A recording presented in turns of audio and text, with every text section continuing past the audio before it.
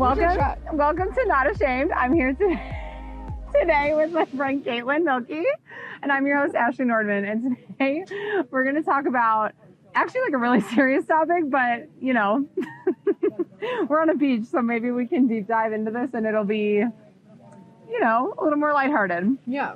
Honestly, the only reason I brought this topic up is because I asked all of my following on Instagram, like, what topics they wanted to discuss. And this was one that they voted on. This was one they voted on. They were like, we need to hear about this. So I'm going to talk about different types of abuse and abuse in relationships.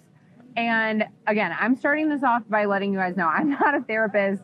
I'm not a specialist. I'm nothing. But I'm just going to talk about my opinion, my experience, and also Kaitlyn's, because I really want to know, like, what you're thinking about this topic too, because this is something that actually hits home to a lot of us. Like, for sure, you and I being women, like, we deal with this a lot actually, and nothing about women or men or whatever, but it's just something I feel like you and I've related on. Like, it's a topic that we've discussed before. So when I think about like abuse, like, there's definitely a lot of forms of it. There's physical abuse, there's mental and emotional abuse, there's so many different types.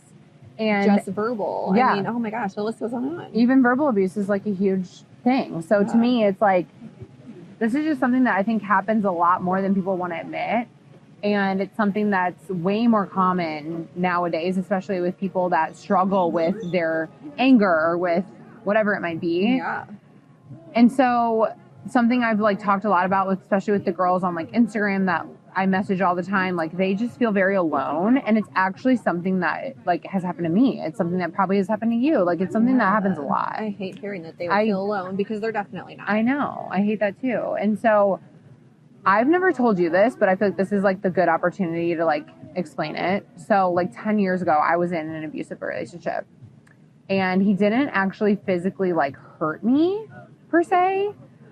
I mean, he had pushed me. He had done things that like definitely threatened me and scared me, but he never actually like, you know, left me bruises or like broke a bone. Punching you in the face. Yeah, it wasn't punching me in the face. But the way he was treating you was not okay. But he was verbally abusing me like crazy, telling me all kinds of insane shit that made me like really, really question myself, and like felt like, I'm sure your self-worth. Yeah, like bullying times 100, and it definitely made me feel like I wasn't good enough. And then also, he did try to like physically hurt me, but wasn't able to. And he also freaked me out to a point where like I felt like I couldn't leave. And I follow a couple people on Instagram that have gotten out of like abusive relationships. And I'm like, oh my God, we were like one step away from like that actually happening, where he would have like broke my arm or killed me or whatever it would have been. Yeah. Oh, wow. And okay, so this guy, it was 10 years ago, it was probably like 9 or 10 years ago. And we were dating. We started dating really quickly. I moved in with him. It was like a very fast thing, which in hindsight, like, I just have this huge fear of abandonment. So I didn't want like someone to not want me. So I like dove in and was like dating this man right away. Like, we just went way too fast, you know, it just wasn't like good. And really quickly I started learning like his toxic behaviors. And what would happen is he'd get in like these moods, and then he would lash out on me, and he would like scream. He would throw things at me. He would literally You saw his like freak temper out. coming Yeah, his temper. It was literally a temper thing. And in my mind, I'm like, oh, if I just keep it calm, like his temper won't come out, and then it'll be fine. Yeah. So I was always trying to diffuse it, but it was like every little thing set him off. So we eventually got to this point, it kept getting worse and worse and worse. And I still remember the freaking day. We were going to go to the gym together, and he got so mad, and he locked me in his room. Literally stole my car keys, wouldn't let me like leave the apartment, and locked me in his room. And he was basically threatening me, saying, you're not going to go anywhere, you're not going to do anything, like you're stuck here. And I just remember he was the one in control. Yeah, he was trying to control the whole thing. And I remember him like scaring me just so bad, and I just kind of like went with it because I didn't know what to do. Well, then weeks later, he started being really weird. And in hindsight, he was definitely talking to someone else. And he would leave our apartment and go like hang out with this other girl and like cover it up. And so then anytime I'd ask questions, he'd freak out because he knew he was guilty. Yeah. So he started like locking me in his room more, like keeping me from his friends. I mean, it was getting really, really weird. And I remember being like terrified, like, oh my God, if I leave this place, he's going to like kill me or something. Yeah, like he's going to hit me or kill me or hurt me or whatever.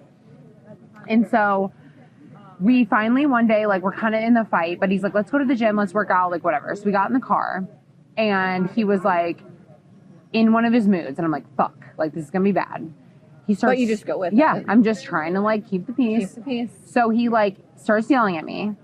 And I was just, I had enough. I was like, I'm sick of this. Like, I'm scared to be in my own apartment with you. Like, I just don't even want to be around you. It's like you want to stand your own ground, even though you're scared. Yes. Yeah. Yes, exactly. So I actually end up getting out of the car. And I'm like, I'm going to go get my car and drive my ass to the gym myself. And you go home and cool off. Okay, good. So I get out of the car. Literally, he's in the middle of driving. He stops at a stop sign. I get out of the car and I walk over to the parking lot where, like, my car is, because we had just left the apartment. So you're, like, right down the street. Yeah, like, not even, like, 2 blocks away. And so I go to get in my car. I'm like, I'm just going to decompress. I'm going to go to the gym. I'm going to, like, get my head right. Yes. Like, it's going to be fine. He's going to go home. We're not even going to think about this. Yep, we're not going to think about this. And this was, like, my way of, like, managing, like, him all the time. It Yeah. was, like, just, like, trying to separate myself at And times just to, walk away like, from it. yeah, walk away. Because I didn't want to, like, make it worse. So I go to the gym. He fucking goes to the gym also in his own car, because obviously he knew I was going there. And I'm in the middle of working out, and I'm squatting in the squatting rack, or the squat rack. And he comes up and he pushes me. And I almost fall over, and I'm like holding the squat, or the bar, like squatting. And I'm like, Oh my God. excuse me? And he's like literally pushing me. He's like, what are you doing? Like, why are you here? Like, screaming at me in front of everybody. Oh, no. And I'm like, oh my God, this is my worst nightmare. So Yeah. I, like, rack the bar. I'm like, hey, like, you've got to stop. Like, that could have made me actually hurt myself. Like, not physically. only could this have, like, physically really hurt me, but also you're just embarrassing me. Yeah, it was embarrassing. Yeah, and this also isn't okay for my mental Yeah. state, for you to be putting me through this. Yeah, and he's talking under his breath like, you're the fucking worst person I've ever met in my life. I can't stand you. I fucking hate you. You're awful. You're Oh my trash. God. You're never going to find anybody else. He's, like, literally going there with me.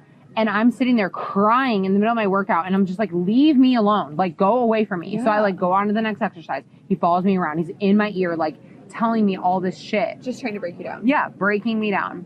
So finally, he gets to a point where he's scaring me, and I'm like, you know what? I'm going to go in the locker room and just, like, get away from you. Because at least there he can't follow you. Yeah.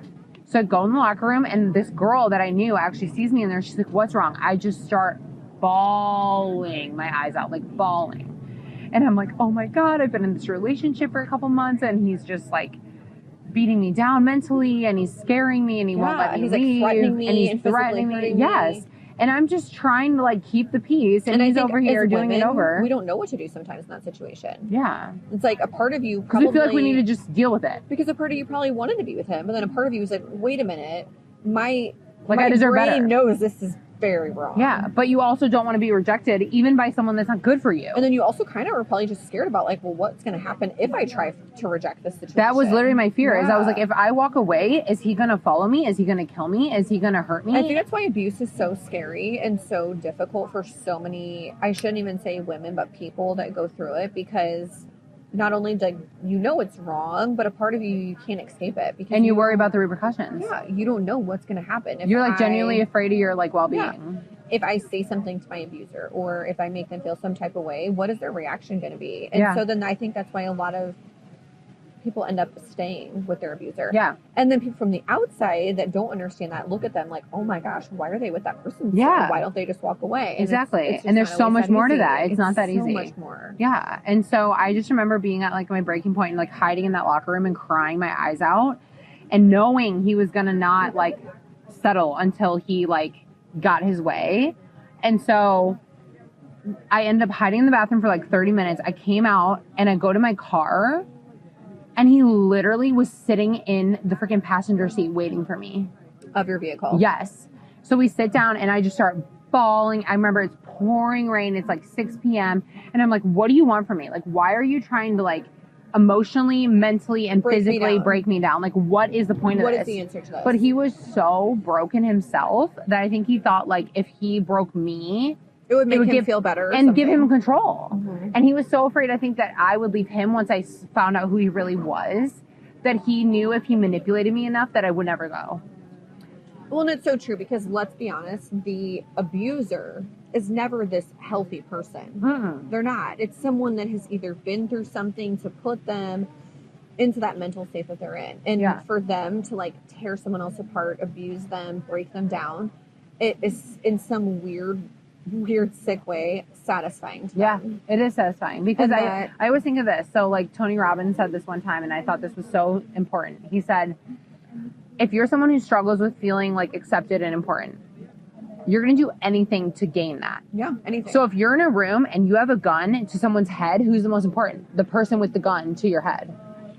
You know what I mean? Yeah. So even though it's like a toxic way of like gaining control, you're still the most important person in that moment. And you're just trying to gain importance at that moment because you feel so unimportant and you want that acceptance. Yeah. And so I think people want to do good, but people that are mentally in a bad place do weird things to get like what they're lacking. Yeah, because to them, they might not realize how insane that may be. Yeah.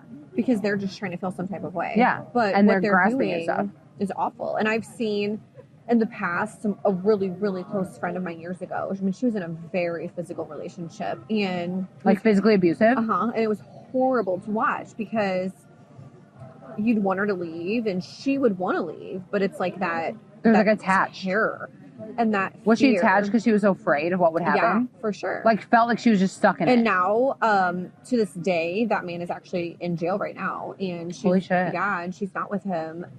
Is she still afraid of him? I don't think probably as much now that he's like gone. Yeah. But I think for a long time, for sure, yeah. And it's a really sad thing to watch. And you see someone that you love and you care about, and they're going through something so awful. And they don't know how to get themselves out. And I'm sure you felt like that. And I have no idea you've even been through that. So I hate even hearing that. Yeah. I know. I never told you about this. You never did. I know. I'm obviously so glad that you got yourself out of that situation. But like how, so that's my question to you is, how did you get yourself out of it? This is the most fucked up part. So the only way I could get out of it was by lying to him. So after this whole gym thing happened where he like went AWOL and freaked me out, I got in the car and he was literally in the passenger seat waiting for me. In your car, yeah. And I'm screaming, crying, bawling, trying to get him to just like come to his senses. We like apologize. He's like, I love you. I want to be with you. And I'm that's like, what happens though. Yeah. They'll always like you like make up you. And they love bomb you and they tell you you're the most amazing person. So he won me back, quote unquote. But I remember I started seeing the cycle. Like he would get mad, he'd freak out, he'd lash out, he'd hurt me some way, and then he'd apologize, and then he'd go back. Once he knew he pushed you to your limit, then he's like, he'd rein me back in. Yeah. Let me hurry and do what I can do to let her know I actually care and love about her. And he started getting to this point where he would like, I don't even know. He just had so much control over me, and I started noticing it. It was really scary. And I didn't even want to like be in our apartment together. I didn't want to be around his friends. I was so afraid of like the reaction I would get out of him all the time because I never knew what I was coming home to. Yeah. And so I remember one day going, there's no way I'm going to get out of this unless I sneak out. And my grandparents at the time were not doing well. And I remember being like, this might be my opportunity where I tell him I need to go home and see my grandparents or whatever and I need to go see them. Get yourself out. And so I packed this tiny little bag and I said, hey, I got to go home for the weekend and see my grandparents are not doing well. I'll be back next week. Like, I just got to get going. And he's like, okay. And I packed this small bag knowing in my head I'm never coming back. Never. So and I literally ran away. And I lived like 10 states away. So I drove like 12 hours all the way home. Oh, wow. Okay, left all my shit with him and knew I was never going to get it back again because if I packed too much, he was going to get on to me. He was going to know I was never coming back. So that's how I got out of it. Where did you live with him? I'm not going to tell you. Oh, because people would know too much probably. Okay. But yeah, it was a different state. I'm like, now I'm and it was far away. Every detail. Yeah, I'll tell you later. Me. I'm like, I got to know. But he lived in a different state, very far away from my hometown in Illinois. And I was like, I'm going to drive all the way back to Illinois, go see my family. I'm taking my butt home. Yep, and I'll be back. But I knew in my head, I was never coming back. And so then when you finally went back, I mean, did he like eventually reach out? And he started stalking me. He would follow, like I was in the fitness world. So any fitness event I go to, he'd start following me. And I would get terrified. I would find out he was there and I would literally like my asshole was like this tight because I was like, oh my God, he's going to kill me. Like I was freaking out. Yes. And he'd show up at events and he'd try to talk to me and he'd apologize and he'd send me all these messages on social media. And then literally 2 years later, he mailed me a giant box of all my shit back home. He did not. Yes.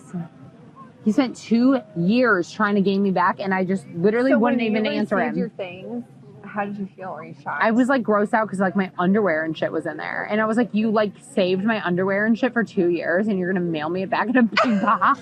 A part of you is probably like, I'm just glad that my stuff, but this is weird. But it was like very weird. And I just remember being like, I'm so proud of myself for getting out of that. But like, think of the women that would have just stayed. And like, and that's the thing. There are still women that are and in that situation. And you know what's crazy is later he started dating someone else, and he literally ended up going to like some sort of like therapy because he got in trouble with the court for domestic abuse. He actually hurt this girl after me. So he has a pattern. And he would have hurt me. Yeah, he would have. And I hope he learned his lesson, but it was a very scary period of time because I'm like, I knew where it was going. And somehow I found it within me to like get out of it, but I know a lot of people can't get out of it. They can't. And it's so much more complex than you think. Well, they might not have the means to. Yeah, they might not have a family 10 states away to drive home to.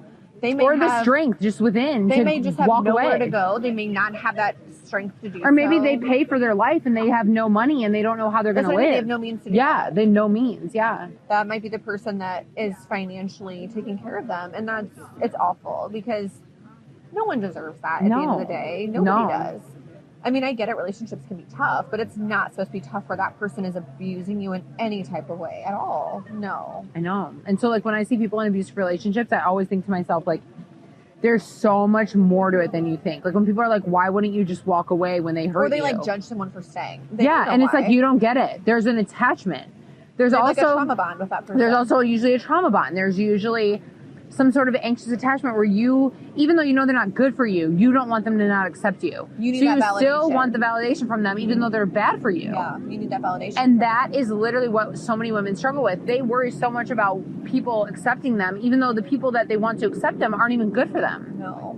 You know? Not at all. And that's why, like, you have to focus on, like, your self-confidence, because once you realize you deserve better, that's the only way you're going to finally go like, you know what? I don't fucking deserve this anymore. Yeah. But I will not judge anyone who stays in an abusive relationship because I know there's a real fear that they'll come kill you or attack you. But once you know you deserve better, you're going to want better. Yeah. And that's really what it comes down to. And it's about, like, boundaries, like we've talked about before. Like, if you don't set the boundary for how you're okay with being treated, they're going to walk all over you like a doormat. They are. And if you don't have that boundary of, am I comfortable with this?